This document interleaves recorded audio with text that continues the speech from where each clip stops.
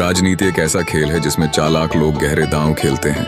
यह खेल किसी शतरंज की बिसात पर चलाया जाता है, जहां हर मोहरा एक बारीक सोच का नतीजा होता है। राजनेताओं के बीच की चालाकी और साजिशें सामान्य जनता के लिए अदृश्य होती हैं, लेकिन जब वे अपने कुशल मानसिकता का उपयोग करते हैं तो परिणाम फलीभूत होते हैं। इसके विपरीत आम लोग इस खेल के चारों ओर चर्चा करते रहते हैं, बिना यह समझे कि वास्तविक खेल इन चर्चाओं के पीछे क्या होती है। दिन भर बहस करने वाले लोग कहीं ना कहीं राजनीति को अपने जीवन का एक हिस्सा मानते हैं। वे टीवी पर समाचार देख रहे होते हैं, अपने दोस्तों से राजनीतिक मुद्दों पर चर्चा कर रहे होते हैं या सोशल मीडिया पर टिप्पणियां कर रहे होते हैं। लेकिन क्या ये चर्चाएं वास्तव में किसी बदलाव का कारण बनती हैं?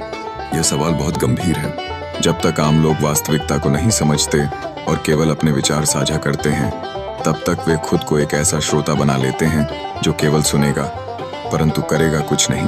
जब हम राजनीति की गहराइयों में झांकते हैं तो हमें पता चलता है कि यह केवल मुद्दों और विचारधाराओं के बारे में नहीं है। यह एक रणनीति है जहां हर चाल का एक मतलब होता है। राजनेता अपने दुश्मनों को मात देने के लिए जानकारी को छिपाते हैं और केवल वही तथ्य सामने लाते हैं जो उनके फायदेमंद होते हैं।